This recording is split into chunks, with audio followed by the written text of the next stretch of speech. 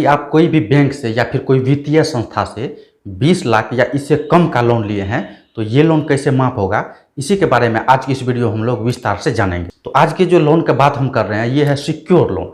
हम secure loan के बारे में बात कर रहे हैं। इससे पहले काफ़ी सारा मैंने लोन के ऊपर और बैंक के ऊपर वीडियो बना चुके हैं, तो आप मेरा प्रीवियस वीडियो को भी जाके देख सकते हैं। देखिए, यदि लोन आपका 20 लाख से कम है तो ये कैसे माफ होगा, इसी के बारे में हम लोग बात करेंगे। ज़्यादातर होता यह है, यदि आपका लोन 20 लाख से कम है तो ऐसे स्थिति में यदि आप लोन का रीपेमेंट टाइम से नहीं करेंगे, टाइम टू टाइम पेमेंट नहीं करेंगे, ऐसे स्थिति में यदि आप लगातार 90 दिन तक रीपेमेंट नहीं करते हैं लोन का, यानी कि 3 महीना तक, यानी 3 EMI आप मिस करते हैं, तो ऐसे स्थिति में आपका लोन जो है वो NPA हो जाएगा। ठीक है। हालांकि NPA के बारे में एक विस्तार से वीडियो इससे पहले मैंने अपलोड किया था। ठीक है, तो NPA के बारे में हम ज़्यादा कुछ यहाँ नहीं बोलेंगे। तो ऐसे स्थिति में बैंक का जो भी रिकवरी एजेंट होगा वो आपसे तो कांटेक्ट करेगा ही करेगा। साथ ही साथ मेरा कुछ सब्सक्राइबर का कहना हुआ कि हमको जो है बैंक के द्वारा सरफेसी एक्ट के तहत जो है मुकदमा वगैरह करने का धमकी मिल रहा है। बोल रहा है कि हम जो है सरफेसी एक्ट के तहत नोटिस भेजवा देंगे। ऐसा जो है वो रिकवरी एजेंट के द्वारा मेरा कुछ सब्सक्राइबर को कहा गया था। तो उसका एक काफ़ी लंबा चौड़ा जो है ईमेल आया हमको, तो इसलिए जो है ये वीडियो हम बना रहे हैं। तो देखिए, यदि आपका 20 लाख से कम का लोन है और वो सिक्योर लोन है, यानी कि वो लोन सिक्योर लोन क्या होता है इससे पहले वाला वीडियो में हमने डिस्कस कर लिया है। तो जो बात इससे पहले वाला वीडियो में बोले हैं वो हम बोलने से बचेंगे। ठीक है। तो 90 दिन तक यानी कि 3 EMI यदि लगातार आप मिस करते हैं तो ऐसी स्थिति में जो है आपका लोन NPA हो जाएगा। तो सरफेसी एक्ट जो है ये सिर्फ वित्तीय संस्था या फिर बैंक के लिए है। तो कोई भी वित्तीय संस्था या बैंक के द्वारा जो नोटिस निर्गत किया जाता है, अपना ग्राहक को नोटिस भेजा जाता है, तो उसको सरफेसी एक्ट 2002 के तहत ही भेजा जाता है। ठीक है। तो यदि 20 लाख से कम का लोन है तो ऐसी स्थिति में बैंक कभी भी सरफेसी एक्ट का नोटिस नहीं भेजेगा। यदि 20 लाख से 1 रुपया भी कम है, यानी कि 19,99,999 का भी है आपका लोन और वो सिक्योर लोन है, तो ऐसे स्थिति में बैंक जो है सरफेसी एक्ट का नोटिस आपको नहीं भेजेगा।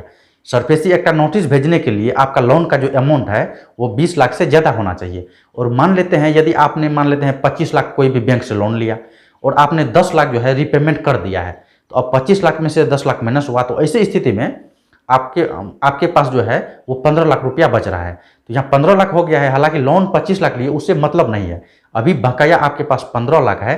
तो ऐसे स्थिति में बैंक कभी भी सरफेसी एक्ट 2002 के तहत आपको नोटिस नहीं भेजेगा। और यदि मान लेते हैं 20 लाख से ज़्यादा का लोन है तब क्या होगा, तो चलिए थोड़ा सा हम लोग सरफेसी एक्ट के बारे में यहाँ डिस्कस कर लेते हैं। तो देखिए, जब भी आप 90 दिन तक यानी 3 EMI लगातार पे नहीं करते हैं तो ऐसे स्थिति में 90 दिन के बाद जो है आपका लोन हो जाता है NPA, यानी नॉन परफॉर्मिंग एसेट में चले जाता है। तो ऐसे स्थिति में बैंक जो है आपको सरफेसी एक्ट 2000 के तहत जो है वो नोटिस भेजता है। तो नोटिस जो भेजा जाता है वो सेक्शन 13(2) के तहत नोटिस भेजा जाता है। तो जिस दिन आपको आप जो है EMI टाइम टू टाइम नहीं भर रहे हैं 90 दिन तक, तो आपका लोन NPA हुआ। और 90 दिन के बाद जो है आपको जब सरफेसी एक्ट 13(2) का नोटिस मिलता है, तो ऐसे स्थिति में आपको 60 दिन का और समय मिल जाता है। तो पहले 3 महीना था और 2 महीना और, यानी आपके पास 5 महीना का समय मिल जाता है। तो यदि आपके पास सेक्शन 13(2) का नोटिस आ गया है तो आप समझ सकते हैं कि आपका जो भी प्रॉपर्टी वगैरह है, जो भी डॉक्यूमेंट वगैरह दिए हैं, यदि आप होम लोन वगैरह लिए, तो ऐसे स्थिति में आपका घर का नीलामी होने का जो है वो प्रोसेस स्टार्ट हो गया है। तो ऐसे स्थिति में आपको जल्द से जल्द जो है बैंक से मिल के आपका लोन जो भी हो उसको सेटलमेंट करने का प्रयास करना चाहिए। यदि मान लेते हैं 13(2) का जो है आपको नोटिस मिला और 60 दिन तक जो है बैंक वेट करता है, यदि आपको 13(2) का नोटिस रिसीव होता है सरफेसी एक्ट का, तो ऐसी स्थिति में बैंक जो है वो नोटिस का जवाब देने के लिए या फिर आप लोन का रीपेमेंट कर दे, इसके लिए जो है बैंक 60 दिन वेट करता है। और यदि आप 60 दिन तक में कोई भी रिप्लाई नहीं देते हैं, न बैंक जाके मिलते हैं, न रिपेमेंट वगैरह कुछ करते हैं लोन का, तो ऐसे स्थिति में आपको 13(4) का नोटिस आ जाता है। तो जब भी 13(4) का नोटिस आ गया तो ये समझ लीजिए ये काफ़ी खतरनाक होता है। यानी कि अब आप समझ लीजिए जो भी आप लोन लिए थे, जिस टाइप का भी लोन हो, सिक्योर लोन का हम बात कर रहे हैं, तो अब जो भी प्रॉपर्टी है आपका, समझ लीजिए कि अब उसका मालिक कोई नहीं है। ठीक है, वो ब्लैंक हो गया प्रॉपर्टी। अब जो है उस पर बहुत जल्द जो है कब्जा होने वाला है। तो 13(4) का जो नोटिस मिलता है उसमें 30 दिन का समय दिया जाता है। ठीक है। यदि आप 30 दिन के अंदर एक भी EMI पे कर देते हैं तो फिर जो है ये दिक्कत खत्म हो जाएगा। तो ऐसे स्थिति में आपको जल्द से जल्द जो है बैंक से जाके संपर्क कर लेना चाहिए। और यदि मान लेते हैं 13(4) का नोटिस मिलने के बाद भी आप कोई रिस्पॉन्स नहीं ले रहे हैं, तब आगे क्या होगा, तो ऐसी स्थिति में बैंक डायरेक्ट जो है आपका प्रॉपर्टी को नीलामी नहीं करेगा। जैसे आप कोई होम लोन लिए हुए हैं तो आपका डायरेक्ट जो है घर को बेचने के लिए नहीं आ जाएगा। ठीक है, इसके लिए जो है बैंक को वहाँ का जो भी DM है उससे भी परमिशन लेना होता है। और यदि डीएम से परमिशन लेने जाएगा तो वहाँ भी 15 दिन का समय बैंक को लग जाएगा। तो बैंक जो है ये 13/2 का जो नोटिस आपको निर्गत करवाया था, इसका भी प्रूफ देगा कि हमने जो है कस्टमर को 13/2 का नोटिस दिया, उसका भी कुछ जवाब नहीं आया। 13/4 का भी नोटिस भेजा, उसका भी कोई रिस्पॉन्स नहीं लिया। तो ऐसी स्थिति में डीएम साहब के यहाँ से उसे बैंक को परमिशन मिल जाएगा कि आप ये प्रॉपर्टी को नीलामी कर सकते हैं। तो वहाँ भी 15 दिन का समय लग जाता है।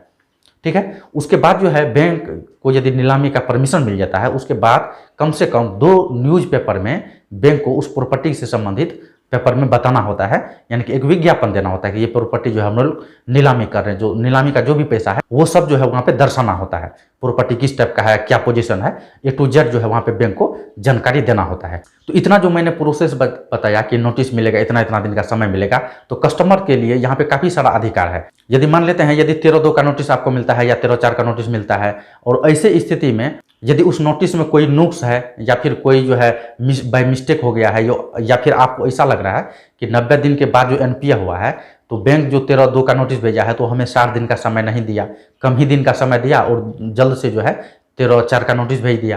यानी 13/2 का नोटिस भेजने के जो है 60 दिन के बाद ही आपको 13/4 का नोटिस मिलेगा। लेकिन ऐसा नहीं है, जल्दी जल्दी में भेज दिया हो या ऐसा कुछ भी नुक्स हो, तो ऐसी स्थिति में आप बैंक के अगेंस्ट में डीआरटी में जो है ये शिकायत को लेके जा सकते हैं। तो वहाँ भी जो है ज़्यादातर कंप्रोमाइज होगा। और आपको एक चीज़ ध्यान रखना होगा, आपको जो मैंने ये सरफेस एक्ट का नोटिस के बारे में बताया, तो ये नोटिस तभी निर्गत होगा यदि लोन सिक्योर हो और वो 20 लाख से ज़्यादा का हो। साथ ही साथ यदि आप डीआरटी में जो है कंप्लेन को लेके जाएंगे, तो ऐसे भी स्थिति में यदि 20 लाख से कम का लोन है तो आप डीआरटी में शिकायत नहीं कर सकते हैं। ठीक है, तो ये 20 लाख से ऊपर का ज़्यादा जो है हैवी लोन होना चाहिए। साथ ही साथ यहाँ पे एक चीज़ बताना बहुत जरूरी है, यदि आप बैंक को ब्लैंक चेक पे साइन करके दे दिए हैं तो ऐसे स्थिति में आपको बहुत एक्टिव रहना होगा। यदि आप यहाँ पे बैंक से कोई भी नोटिस वगैरह आता है या फिर रिकवरी एजेंट आता है और उससे यदि आप ठीक ढंग से बात नहीं करते हैं या फिर लोन आप टाइम टू टाइम नहीं देते हैं, तो ऐसे स्थिति में ब्लैंक चेक को जो है वो बाउंस करवा लेगा बैंक। ठीक है, और उसके बाद जो है नेगोशिएबल इंस्ट्रूमेंट एक्ट के सेक्शन के तहत आप पे जो है केस दर्ज कर सकता है। तो आपको ये चीज़ ध्यान रखना होगा, यदि आप बैंक को चेक दे दिए हैं तो ऐसी स्थिति में आपको बहुत एक्टिव रहने का आवश्यकता है। और यदि चेक नहीं दिए हैं तो ऐसी स्थिति में यदि नोटिस निर्गत भी होता है तो ये मामला चल जाएगा लोक अदालत में।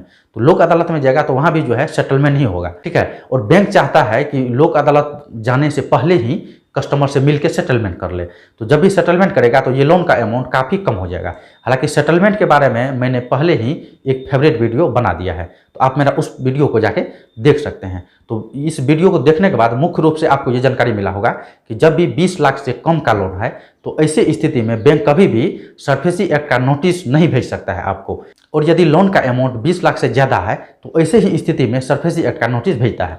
यदि आप लोग कहेंगे तो हम सरफेसी एक्ट के बारे में एक काफ़ी सारा विस्तार से वीडियो बना देंगे। यदि हम सरफेसी एक्ट के बारे में विस्तार से बोलते या फिर डीआरटी के बारे में बोलते कि इसमें जो है अपील कैसे किया जाता है डीआरटी में, तो यहाँ भी काफ़ी लंबा वीडियो बन सकता था। साथ ही साथ जैसे डीएम ऑफिस में बैंक परमिशन के लिए जाएगा कि आपका प्रॉपर्टी का नीलामी किया जाए, इस टाइप का परमिशन के लिए यदि बैंक जाता है और आप वहाँ भी पहुँचते हैं और वहाँ भी कोई एप्लीकेशन डीएम ऑफिस में आप लगाते हैं, तो वहाँ भी आपको 1 महीना का जो है अतिरिक्त समय दे दिया जाएगा वो लोन का रिपेमेंट करने के लिए।